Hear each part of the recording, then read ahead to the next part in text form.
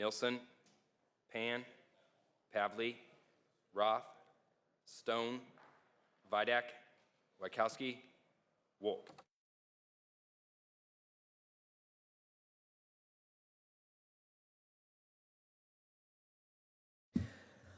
The Secretary notices the absence of a quorum, colleagues. Will members within the sound of my voice please report to the Senate floor so session can begin?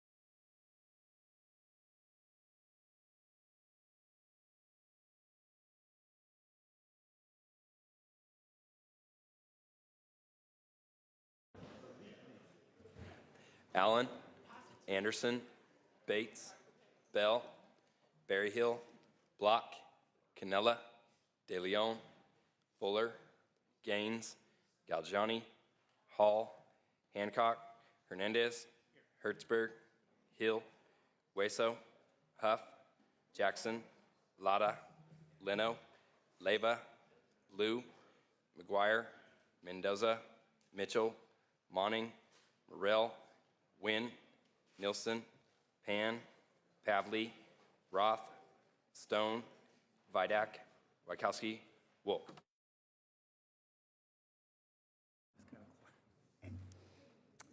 Colleagues, a quorum is present. Would the members and our guests be on the rail and in the gallery please rise? We will be led in prayer this afternoon by our chaplain, Sister Michelle Gorman. After which, please remain standing and will be led in the Pledge of Allegiance to the flag by Senator Hertzberg.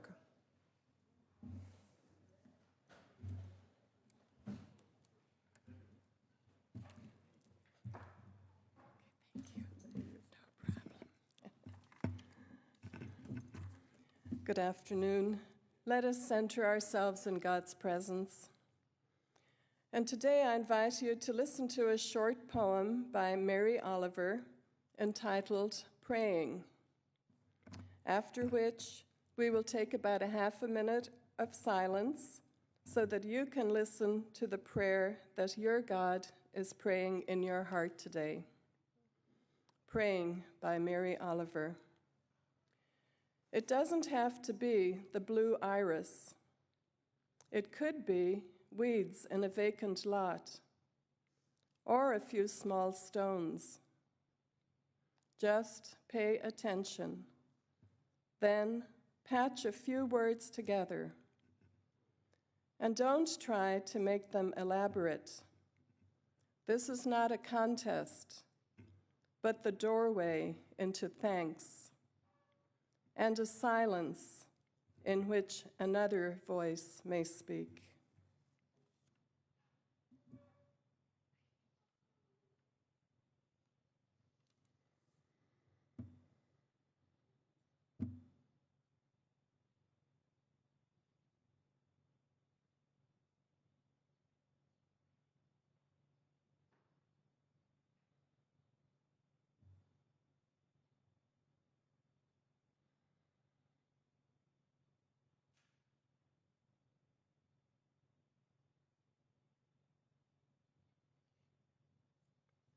Amen.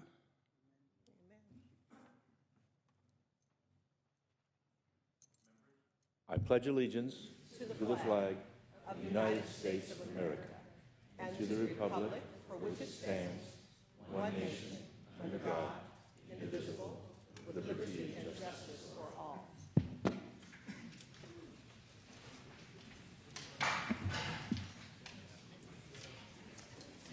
Thank you, colleagues. We'll begin with privileges of the floor.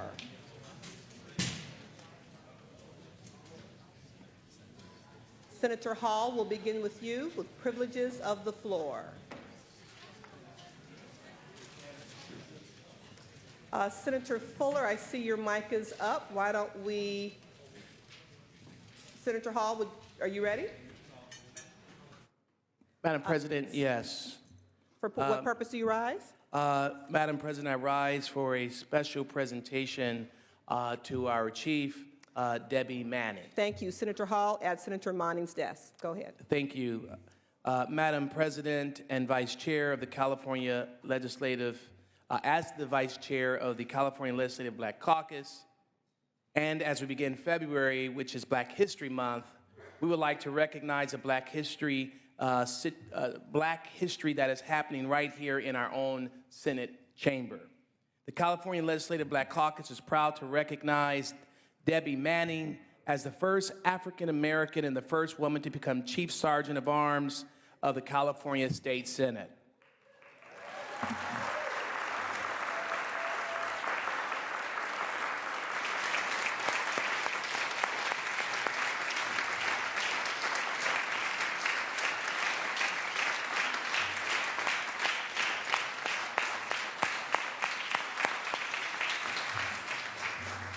Chief Sergeant Manning's accomplishments in education and law enforcement led her to becoming both the first woman and the first African American to become a Senate Sergeant in 1977 with a career spanning over 30 years. Chief Manning's additional training in law enforcement, management, background investigation, domestic violence, and interview and interrogation make her a tremendous asset to not only the Senate, but to the safety and security of the entire Capitol community. Upon adjournment today, members and staff are welcome to join us in room 211 for a reception honoring Chief Manning. It is an honor and a privilege to present this much-deserved resolution to Chief Manning for her exemplary service and ongoing example to the people of the great state of California. On behalf of the Legislative Black Caucus, as the Vice Chair, we also have our Chair of the Black Caucus, along with our great immediate past Chair, Senator Holly Mitchell. It is our privilege to honor Chief Manning. Please recognize our Chief.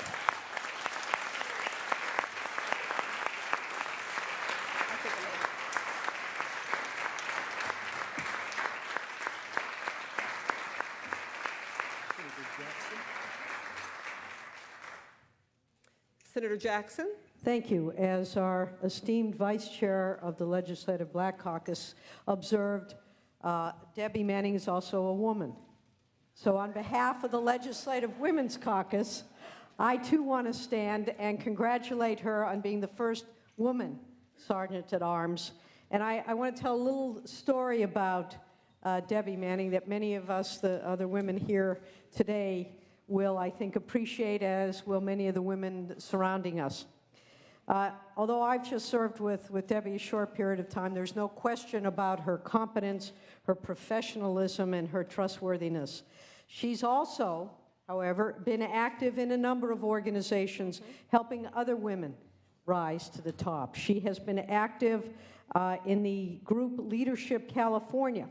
And I happened to read an article about her. She serves on the board, was a past president of the organization.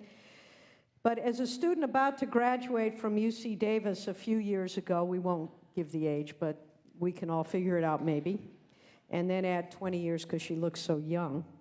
She applied for a job with the State Sergeant at Arms, and the pay was a whole whopping $804 a month, which was apparently at the time not insubstantial, and she thought, wow, I'm going to be rich. So she put on the pantsuit that her mother had just bought for her and went to the interview. Now, her interview was impressive, but apparently, ladies, the pantsuit was a drawback. Some of us remember those days as well. Senators prefer dresses, she was told. But hired in spite of her attire, she was asked to start the job the very next day at the Capitol. Now, she was young, she was black, and a woman, but she didn't expect the freeze that greeted her. She was the youngest woman on staff by many, many years. In fact, the closest person to her age was 56. So to say that everyone in the room was older, white, and male is an accurate statement of what she confronted. In fact, most of them were retired law enforcement who questioned, why is she here? She was assigned to sit alone in a room all day and given little to do. The men would say good morning when she came in and good night at the end of the workday, and no one would speak to her during the day. She received no training in her duties, no assistance from the men on staff. As she admitted the first couple weeks to going home at the end of the evening in tears. Not hard to imagine. But like many of us, the strong women in this group, the ones who are never going to say we are unable to do the job, she struck out with perseverance that they wouldn't break her and that they were not going to run her out of the job. Some women even had a hard time seeing Debbie in the authoritarian role that a sergeant was supposed to be. But it was the women who eventually came around to help her. The secretaries knew what she was supposed to be doing. They knew what she was going through, and they helped to show her the way. It took about a year before staff attitudes changed. She played by the rules since everyone was watching. She couldn't act too nice because they'd see it as a weakness, but she hung in there and did not back down. They wanted to see if she would lose it. She knew she was being tested, but she passed, and her toughness paid off. So once the doubters saw that she could do her job, the thaw was complete, and she became like a daughter to them, being significantly younger in years. None of us should think that she's a daughter to any of us. This is the head honcho here, and we will not forget it. But her experience, although it may be similar to many of us here today, she stands as a symbol for us today, those from yesterday, and those from tomorrow. Congratulations, Debbie, on being the first woman and the first African-American Chief Sergeant at Arms. We are honored to have you.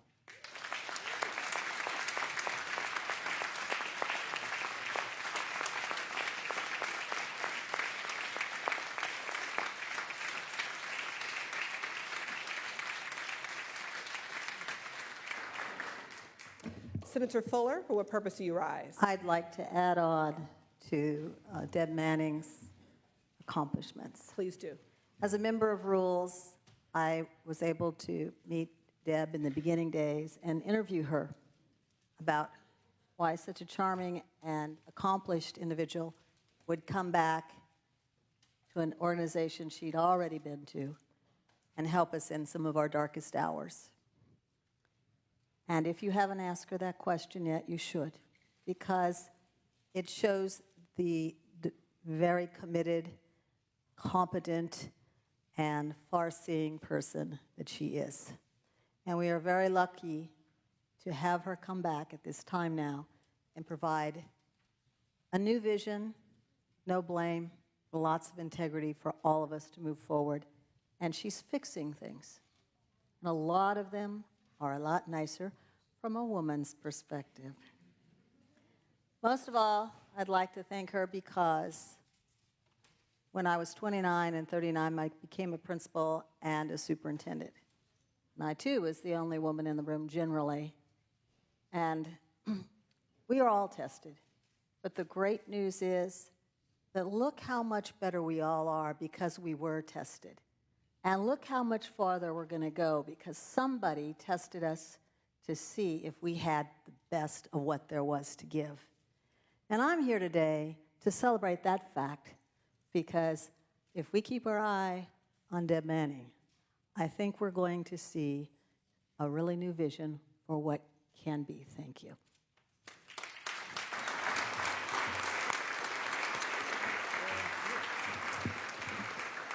Senator Nielsen.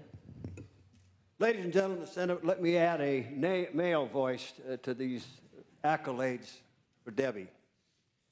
I've known her for 2 go-rounds here. Watch it. I got here after you spoke then, my friend. Let me add another male voice.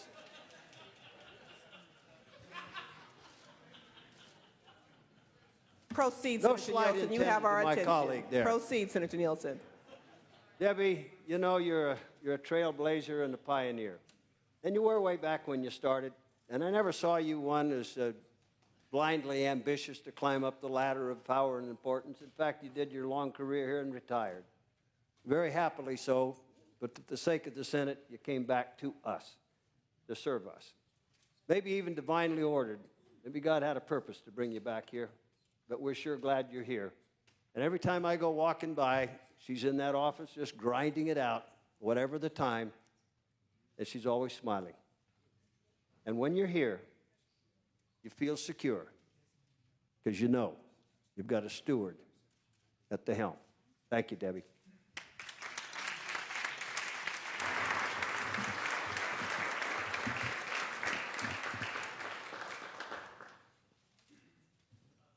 And Madam Chief Sergeant, are you going to say a few words? She didn't hear me.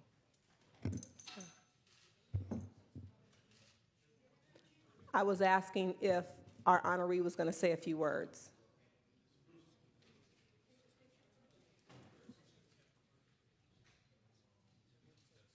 Chief Manning from the Pro Tem's desk. Okay, I will be brief. I just want to thank everyone for coming out to celebrate with me a little bit. And some people say, you must be crazy. You were retired and had the good life. And yeah, I did. But this is also my life. And this is also a big and important part of my life. So to come back to serve, I am honored, I'm humbled, and actually I'm having a good time. So thank you all. I appreciate this day, and I'll be around for a little while longer. See you later.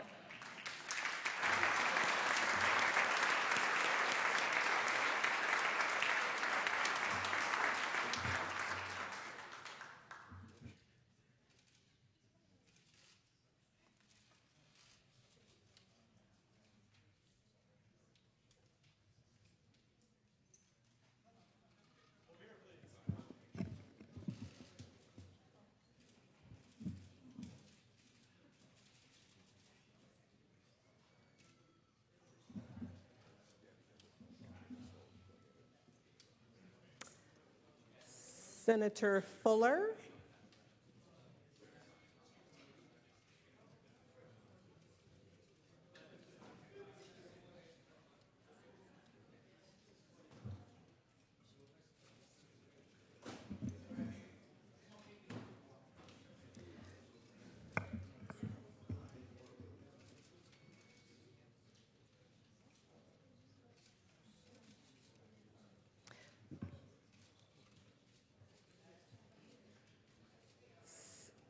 Senator Fuller at the Pro Tem's desk. For what purpose do you rise? Purposes of introduction and a resolution.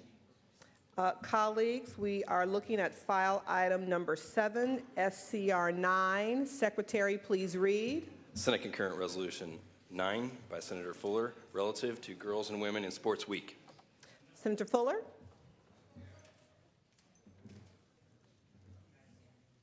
Today I present SCR 9, designating this week as California Girls and Women in Sports Week. Girls and Women in Sports Week celebrates girls and women athletes and the impact women are having on the sports industry as a whole. By the act of the United States Congress, February 4th, 1987 was proclaimed as the first National Girls and Women in Sports Day in honor of Flo Hyman, a volleyball legend and a 1084 Olympic silver medalist whose efforts to promote women in sports were cut short by her untimely and tragic death. As an educator and former athlete myself, I've experienced the impact and the opportunity that sports provides young women. When girls and women are able to participate in competition with other schools, they are able to travel and network all over the state and country. Oftentimes, the highest level of competition leads to opportunities for higher education and new career paths. So I would ask for your aye vote on the resolution at this time. Senator Jackson. Thank you. We're bookends on today, apparently. I, too, want to rise in support of Girls and Women in Sports Week.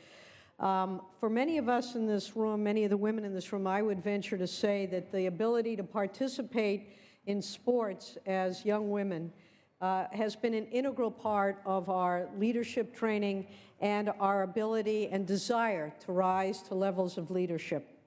Now, this is such a critical concept for young women. We know that when women and girls participate in sports in school, they are far more likely to graduate. They are far less likely to get involved with drugs, to become pregnant as a teen, and their success rate in college is significantly improved. During the 2010-11 school year, 3.2 million girls nationally played high school sports. The main reason for those high numbers? Title IX. Prior to 1972, before Title IX was passed, only 295,000 girls competed in high school sports. In 1972 then, just 1 in 27 girls participated in high school sports. Today, it's about 2 in 5, according to the Women's Sports Foundation. The number of female athletes at NCAA schools has increased from less than 30,000 to over 193,000 since 1972, even though women still are about 60,000 short of their male counterparts. But as SCR 9 accurately states, participation in sports is acknowledged as a positive force in developing and promoting physical, mental, moral, social, and emotional well-being of girls. There is something missing from this resolution, however, which I would like to have seen included, but perhaps next year, and that is how important it is that we enforce Title IX in order to ensure that young girls do have these opportunities that are required under the provisions of this critical federal legislation. Nonetheless, this is a moment we should honor and recognize, and the next time you watch the Olympics and you see our women standing tall on the platforms, winning those gold medals, and indeed in the past several decades at far greater numbers than our male counterparts, we can remember we supported a measure that recognized the importance of Title IX and recognizes the importance of girls and women in sports. I ask for your aye vote. Senator Anderson. I too rise in support. Title IX has been absolutely important, but let's not forget every proud father who's telling all his buddies, look at my child, she plays college ball. Or in my case, I'm very proud of my daughter who played college puck. So absolutely, I'm in support. This is a great resolution. Thank you. Senator Stone. Thank you, Madam President. I, too, would like to commend Senator Fuller for bringing this forward. And I have a personal experience. My daughter, Brittany Stone, was a water polo player in high school and had the dreams of going to UC San Diego with a 3.6 grade point average, only to be rejected because she didn't have the average 4.05. But because she was a southpaw, the UC San Diego water polo coach could accept one person to go on the team, of course, not a scholarship, but to come into the school. She graduated UCSD, and because of the leadership and scholastic competition that she felt, she just graduated from Southwestern Law School and will be taking the bar in 1 month, and I believe her scholastic and athletic abilities led to that decision. So this gives women a lot of great confidence. I applaud you, and I urge the Senate to give a yea vote. Thank you very much. Senator Fuller, would you like to close? I would just like to ask for an aye vote, and next year, Hannah Beth, I will remember to ask the female attorney that I know to help me. Thank you. Colleagues, before the secretary calls roll, I'd just like to recognize a distinguished guest today, former President Pro Tem of this House, John Burton.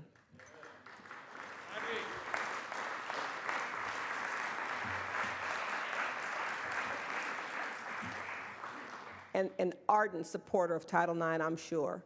Mr. Secretary, please call the roll. Allen. I. Anderson. I. Bates. I. Bell. I. Berryhill. I. Block. I. Canella. I. De Leon.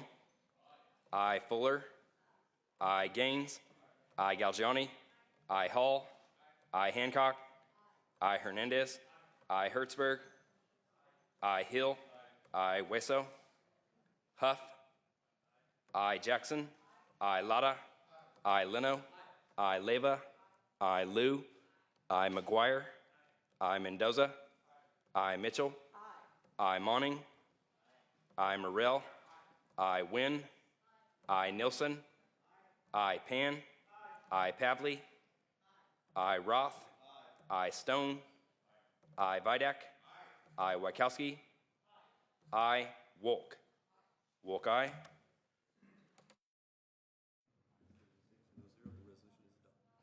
Thank you very much, Mr. Secretary. Ayes 36, noes 0. Congratulations, Senator Fuller. The resolution passes. And for purposes of introduction and a presentation, again, Senator Fuller at the Pro Tem's desk. My guest today, Anna Gelmini, was a recipient of an athletic scholarship to attend Arizona State University, where she competed in discus and shot put while furthering her education and exposing Anna to a landscape architecture of the hope and the careers possible that she could pursue in the future. Anna, you may be surprised to hear, came from Shafter, California, my hometown, and my alma mater. And I have watched her. There are so many wonderful, wonderful women athletes, but I've watched Anna, and let me just tell you some of the things that she did. While attending Shafter High School, Anna set the U.S. high school record in discus throw with a toss of 190 feet and 3 inches. On the same day, Anna made the record for the second longest shot put throw of 54 feet, 4 3/4 inches, just 6 inches behind U.S. Olympian Michelle Carter's record. Anna continued her athletic career at Arizona State University, where as a freshman, she earned the U.S. Track and Field and Cross Country Coaches Association Field Athlete of the Year honors. Anna is a 7-time All-American, the 2013 Discus NCAA National Champion, and one of the most decorated athletes in ASU's track and field program history. She is currently training and competing as a professional track athlete, so keep your eye on her. We're hoping for the Olympics. I'm excited and humbled to acknowledge women in sports and my guests like Anna, and I hope all of you will bring your women and men heroes here for us to honor. Thank you all.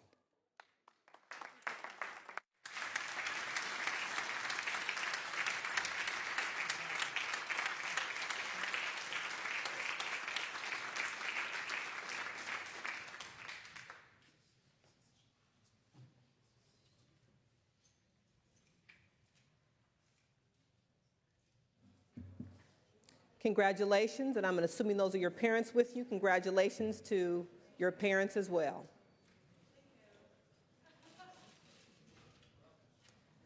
Under privileges of the floor, Senator Hueso, are you prepared to present?